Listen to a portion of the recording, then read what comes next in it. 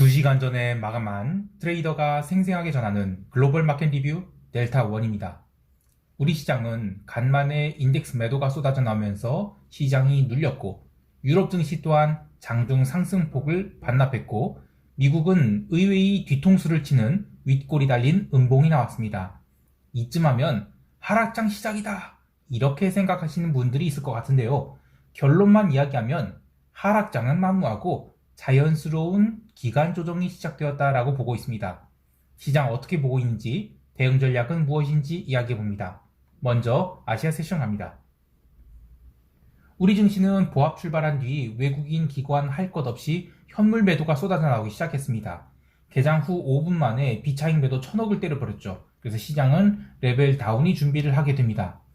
오늘 시장이 하락한 여러 가지 이유가 있겠지만 특정 종목이나 섹터에 매도가 집중된 것이 아니라 인덱스 매도가 시장을 압박한 것이 특징입니다. 실적 시즌인지라 모멘텀이 딱히 없는 상황에서 오늘 BOJ 이벤트가 있었죠. 그래서 일시적인 리스크 오프로서의 매도 수요가 있었다라고 보고 있습니다. 간만에 외국인들이 선물 시장에서 4,500억 원이 매도 포지션을 잡고 현물도 이 종가상으로는 매수가 끝났지만 그래도 확연히 매수가 탄력이 둔화됐어요.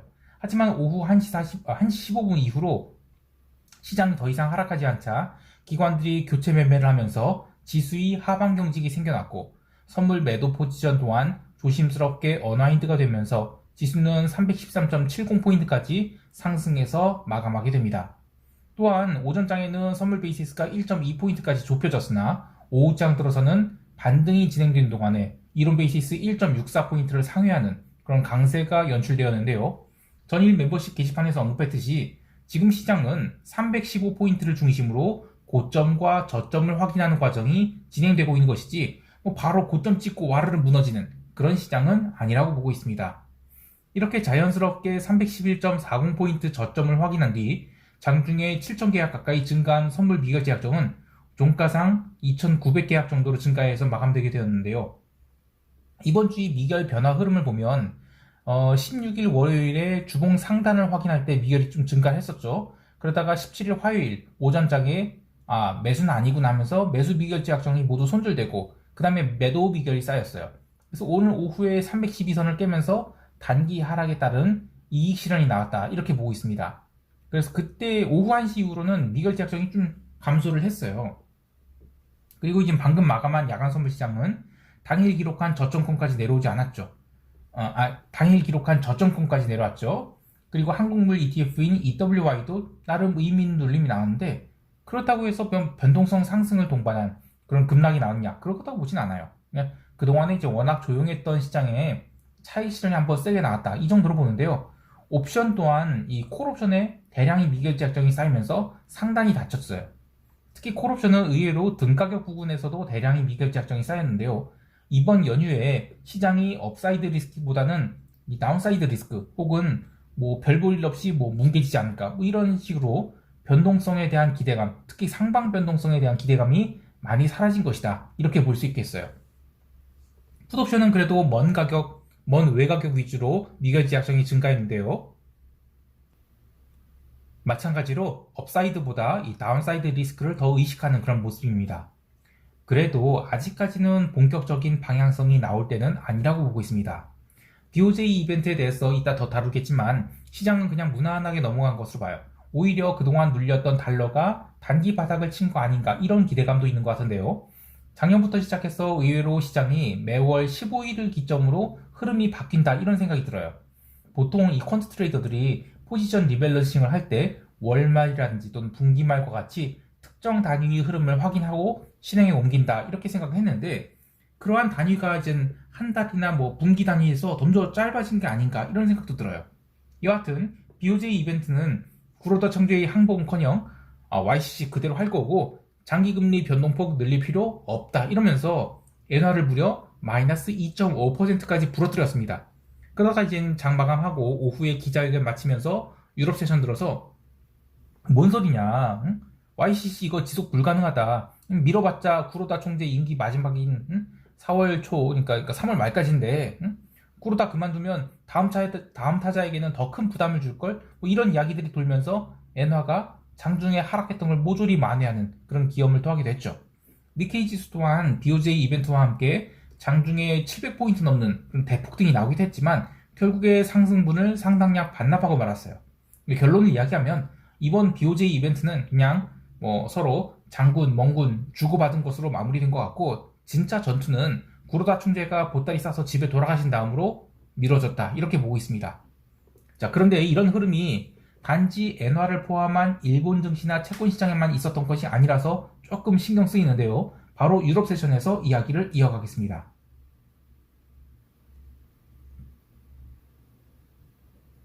유럽 증시는 정말 오랜만에 눌렸습니다. 아마 1월 들어서 제가 매번 시황을 할 때마다 오늘도 유럽 증시는 올랐습니다 라고 했는데, 드디어 두 번째 윗골이 달린 음봉이 나왔기 때문에 오늘 이 시장 조정은 의미가 있겠습니다. 물론 하락으로 전환된 것이 아닌 쉬어간다는 의미에서의 조정이기 때문에 유럽 증시에 숏을 친다거나 할 생각은 전혀 없습니다. 다만 이 자본 효율을 고려한다면 유럽 증시는 한동안 기간 조정을 거칠 가능성이 있어 보여요. 그래서 유럽 롱 포지션이 있다면 좀 줄이든지 또는 철수를 해도 될 것 같아요. 정확히 말하면 유럽 증시는 개장 후 초반에는 상승했다가 미국 시장이 눌리게 되면서 상승폭을 모두 반납한 채 마감하였는데요. 유럽 증시가 최근에 강하게 상승한 곳에는 리쉐르몽이라든지 아니면 버버리 같은 이 중국향 사치제 업체들이 상승이 한 몫을 했었죠. 근데 오늘 상품 시장이 강한 피크아웃을 했어요. 이렇게 되면 유럽 증시 또한 기간 조정에 들어가는 것이 아닐까 생각을 해봅니다. 왜냐면 상품 시장이 피크아웃이 어쨌든 중국과 관련이 있다고 보거든요. 자, 주식시장 그렇다 치고 오늘 매크로 보는 트레이더들에게 가장 중요했던 이벤트는 BOJ 금리 결정 그리고 YCC 범위 확대 여부 이거였는데, 그것 말고도 의미 있는 이슈가 하나 있었어요. 어제 익명의 ECB 관계자를 인용한 이 블룸버그 발 뉴스가 하나 있었어요. ECB가 3월에는 25pp 인상으로 긴축 강도를 낮출 것이라는 그런 건데, 근데 유럽 세션 오늘 들어와서 프랑스 중앙은행 총재인 프랑스와 빌루아 총재가 뭔 소리냐, 라가르트가 50bp 연속해서 한다고 했는데 이거 5월까지 할지는 모르겠지만 누구 맘대로 3월에 25bp 이런 식으로 얘기를 했죠. 그래서 유로화는 급반등을 해버립니다. 그렇게 전일 유로화 하락분을 모두 만회하는 강세가 있었는데, 그 전일의 비달러 바스켓 중에서 유로화만 유난히 눌렸어요. 3월 25bp 이슈로요. 그런데 프랑스와 총재가 이렇게 얘기를 해보니까 유로화만 눌린 것이 싹 되돌려졌죠. 그래서 이것 때문에 아시아 세션 후반에 상품 가격이 급등을 한 것 같아요. 골드도 1900달러에서 1930달러까지 아주 급등을 했었죠. 구리 또한 아시아 세션 후반부터 상승해서 장중에 3%의 상승을 찍어버립니다. 그런데 이제 미국 세션 개장 후에 시장이 힘이 빠지면서 차익 실현성 매도가 나와요. 그래서 장중 상승폭을 모두 토해내고 마이너스권으로 처박혔는데요. 자, 그런데 이렇게 얘기를 하는 사람들이 있는 것 같아요. 골드나 구리 같은 이 상품 가격이 미국 세션 들어서 처박히게 된 게 미국 소매 판매 나쁘게 나오고 생산자 물가 확 꺾였다, 이래서 하락했다고 그러는데, 저는 그렇게 안 봐요. 이 시간축으로 접근해 보면 이런 결론이 나오거든요. 먼저 유라가 아시아 세션 후반, 그러니까 한국 시간으로 오후 4시부터 상승을 했어요. 그러면서 상품 가격을 끌어올립니다. 그리고 유럽 세션 들어서 유럽 증시가 또 중국 모멘텀으로 올랐죠.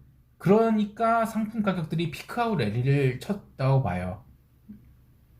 그래서 미국 세션 개장 전에 소매 판매가 나오고 또 PPI 발표 때 상품 시장이 밀렸냐, 그러지 않았습니다. 그리고 본장 들어서 30분 동안 나스닥이 피크아웃 할 때, 그때 이후로 이제 상품 시장에서 차익 실현성 매도가 나와서 상승폭을 모두 반납했다, 이렇게 보는 게 맞는 것 같아요. 자, 아직은 확신이 들지 않지만 채권 시장에서도 어쩌면 저는 피크아웃이 발생했을 수 있다라고 보고 있어요. 아직 채권은 종가 고가로 끝났거든요. 오늘 미국 10년 국채가 두 가지 면에서 레벨업을 했어요. 첫 번째는 이 BOJ 이벤트가 논 이벤트가 됐죠. 그래서 그동안에 채권 숏을 했던 쪽에서 걷어내면서 레벨업이 된 게 하나 있고, 또 이어서 이제 소매 판매 미국 안 좋게 나왔죠. 또 생산자 물가 처박혔죠. 이러면서 그래 물가 피크아웃 맞다니까 하면서 채권 숏들이 거의 항복하다시피 폭등을 했다고 봐요. 마지막으로 새벽 3시에 있었던 미국 20년 국채 입찰, 여기에 이제 외국인 투자자들 매수가 몰리면서 채권은 레벨업 된 가격 그대로 마감을 합니다. 이렇게 채권이 의미 있는 상승하면서 국채 콜옵션은 오늘 더블 넘는 상승이 나왔어요. 하지만 채권 변동성 지수인 무브 인덱스는 연속해서 저점을 갱신하고 있습니다. 잠깐 차트 한번 볼까요? 이게 이제 2002년 한 해의 흐름이에요. 여기서부터 여기까지인데, 그 2022년이 사실상 채권 난리 아주 난리가 난 날이었죠. 근데 이 무브 인덱스가 급등을 했다가 이제 꺾이기 시작했다고 봐야 돼요. 그래서 저는 이 채권이 이젠 뭐 이따 얘기하겠지만 뭐 터미널 레이트 5% 이게 말도 안 되는 소리고 계속해서 채권이 살살살 올라오고 있는데 마냥 올라가기는 채권 시장도 굉장히 부담스러울 거예요. 그래서 어느 수준까지 타협하는 그런 지점이 올 것 같은데 그때까지는 이 채권 변동성이 계속 빠지지 않겠는가. 즉 그러니까 작년에 채권 변동성이 이제 완전히 과했던 것이고 뭐 기존의 레벨 단위 그러니까 뭐 50에서 100 단위 요 구간대로 내려가지 않겠는가 이렇게 보고 있습니다. 어쨌든 채권 변동성이 바닥을 치기 전까지는 저는 국채 숏 이런 거 안 보고 기존의 국채 매수를 뭐 분할해서 청산한다든지 이 정도만 할 거예요. 그리고 이제 독일, 이탈리아 채권 스프레드도 볼게요. 이거는 기존 지지선을 모두 깨고 내려가면서 뭐 내려가고 있죠. 그래서 저는 리스크 오프로서의 채권 매수 수요가 있었다기보다는 그냥 지난 15일 동안 주식은 좀 달렸는데 채권은 상대적으로 좀 덜 달린 것에 대해서 BOJ 이벤트 끝났으니까 대기 매수세 들어오면서 채권이 올랐다 이렇게 보겠습니다. 그래서 정말 오랜만에 주가 내리고 채권이 오르는 그런 흐름이 나왔는데요. 이따 미국 세션에서 이야기하겠지만 오늘도 뭐 제임스 블라드 그리고 뭐 메스터 그리고 뭐 패트릭 하커 이런 양반들이 이렇게 줄줄 나와갖고 일관되게 추가 금리 인상 여전히 필요하다라고 부르짖고 있어요. 근데 이게 무슨 동상이몽이냐? 터미널 레이트는 지금 5%를 넘기긴커녕 이제는 4.86%까지 밀렸죠. 물론 이들 중앙은행 총재들이 원하는 것은 주식시장을 포함한 자산시장 지금 안 망가지고 있으니까 일부러 더 강하게 금리 인상 콜을 하고 있는 것 같아요. 만약에 원자재 가격을 포함해서 물가 계속 내려간다. 그러면 이른바 구두 개인만으로도 물가를 낮추는 그런 역할을 한 것이라고 정신승리하는 것이 있죠. 여하튼 저는 이 정도면 채권이 단기적으로 고점을 쳤을 가능성 혹은 채권 매수 수요가 이제 다 한 것이 아닐까 이런 생각을 하고 채권 매수분을 절반 이익 실현을 했습니다. 자, 이제 미국 세션 넘어갈게요. 미국 지수 선물은 본장 개장 전에 유럽 증시가 반등할 때 나스닥 중심으로 조금 따라가긴 했는데 강력한 상승 모멘텀이 없었어요. 밤 10시 30분에 생산자 물가 세게 빠지고 소매 판매가 하락했을 때 나스닥 중심으로 뭐 강한 상승이 있긴 했죠. 그러니까 뭐 소매 판매가 안 좋게 나와서 리세션 우려로 미국 증시가 하락했다 이렇게 보진 않아요. 자, 그러면 시장 하락을 유도한 것이 무엇인가를 보면 저는 테슬라를 포함한 숏커버가 이제 마무리되면서 상승 동력을 잃어버린 시장이 덤프를 했다라고 보고 있습니다. 네, 그 코인 시장에서 얘기하는 그 펌프 앤 덤프 그 얘기한 건데요. 개장 전에 테슬라가 2.5% 넘게 갭 상승을 했었죠. 그래서 나스닥 또한 0.5% 넘게 갭 상승 출발을 했는데 처음에는 매도세가 좀 제법 있었어요. 그래서 시장 꺾이나 싶었는데 그걸 싹 받아내는 흐름들이 더 강했죠. 그래서 제가 이 하락장으로 뭐 이렇게 숏을 본다 하더라도 상승장에서는 최소한 30분 정도는 좀 지켜보고 대응하는 게 좋아요. 그리고 S&P나 다우지수는 저는 밀린 게 있어서 그냥 나스닥이 오르는 거나 뭐 갭상승 나오는데도 변동성만 더럽게 빼면서 첫 30분 동안은 오르지도 내리지도 않았습니다.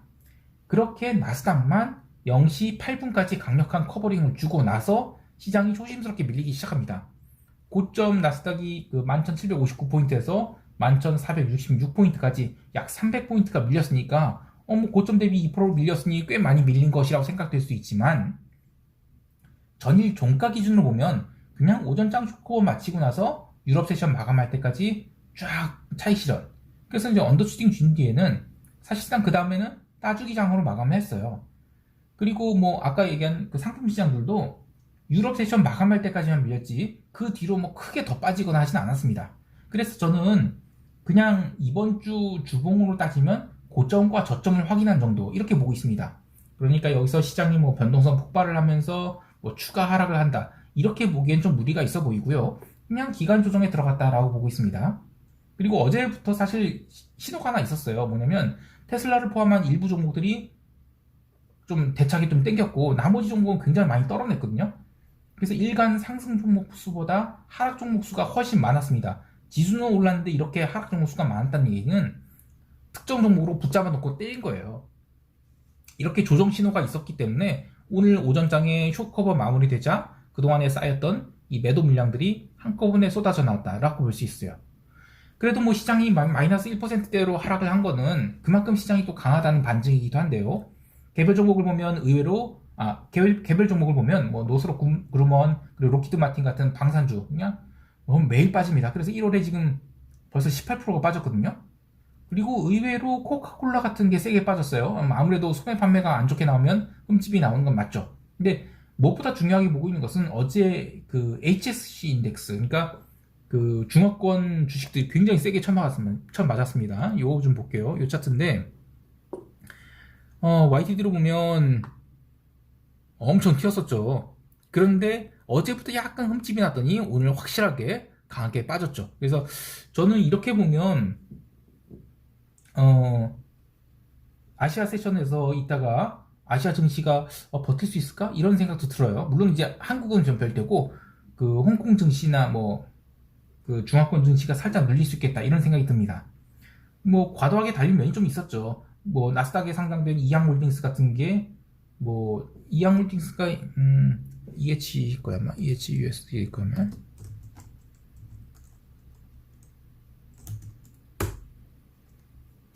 요거를 보면 야 지금 심했죠. 그 1월 들어서 엄청나게 올랐다가 어제 빵 그리고 이제 오늘 빵 이렇게 맞으면서 이틀 만에 한 30%가 빠져버렸어요. 자, 참 투기판입니다. 어쨌든 변동성은 5% 상승을 했고 어제가 이제 변동성 선물 1월물 만기였어요. 그래서 본장에서 의도적으로 시장을 좀 가라앉혔다라는 생각이 듭니다. 여하튼 본장 개장 후 30분 만에 그러니까 지표 발표 이후에요. 지표 발표 이후에는 처음에 올랐습니다. 그리고 나스닥 피크하고 나서 그 다음부터 이제 변동성 살아나기 시작했고 빅스 지수도 이제 20포인트 이상으로 올랐는데 지금은 아직은 시장에 시스테매틱한 리스크 이런 거 안 나오고 있다고 봅니다. 그래서 여전히 변동성은 하락 추세에 있다고 보고요. 시장은 그냥 기간 조정 국면이다 이렇게 보고 있습니다. 이제 시장 총평하면서 대응 전략 이야기할게요. 우리 시장에 대해서는 뭐 전일 오후장에 나름 의미 있는 반등을 한 부분에 대해서 갭 다운이 나왔죠. 그래서 상승분을 돌려놓긴 하겠지만 전일에 우리 시장이 조정이 글로벌 시장 하락에 대한 선반영으로 볼 수도 있어요. 그래서 갭 다운이 나온다 하더라도 뭐 폭락 나오거나 추가 하락이 강하게 나오거나 이럴 것 같지는 않습니다. 물론 갭 다운이 나온 만큼 뭐 당장의 등락은 있겠지만 저는 숏으로 돌리거나 할 생각은 전혀 없습니다. 다만 10시 30분 이후 중화권 증시가 개장하면서 약간의 조정은 나올 수 있다고 봐요. 근데 이렇게 되면 다음 주 설 연휴나 뭐 중국 춘제 있잖아요. 이것에 대한 어떤 모멘텀이 사라질 수 있을 것 같아요. 그러니까 제가 원래는 금요일 오버나잇 포지션에 대해서 델타 롱을 좀 잡고 가자 이런 생각을 하려고 했는데 이거 별 소득이 없을 가능성이 있어 보이는데요. 그래서 오늘부터 내일까지는 지금까지 끌고 온 뭐 선물 매수 포지션 그리고 양매도 포지션을 좀 절반 가까이 좀 줄여놓고 휴일을 맞이하도록 하겠습니다. 해외 시장에 대해서는 나스닥 오전장 숏커버 때 일부 이익 실현했고요. 그리고 채권도 이제는 일부 이익 실현해서 포지션이 한결 가볍습니다. 근데 기름은 3월물로 롤오버를 하고 나서 급락을 맞아버렸어요. 그래서 이익을 좀 많이 반납을 했는데 아직 저는 시장이 무너지거나 하는 상황은 아니라고 보고 있습니다. 그래서 주식이나 채권은 그대로 홀드하지만 기름만큼은 이 아시아 모멘텀이 사라지는 것일 수 있어서 추가 매수를 하지 않고 조금 더 기다려 볼 거예요.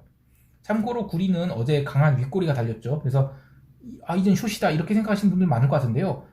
그 상품 시장은 윗꼬리 하나에 시장 바로 안 무너집니다. 그래서 저는 구리 숏은 이번 주에는 쳐다보지 않을 것입니다.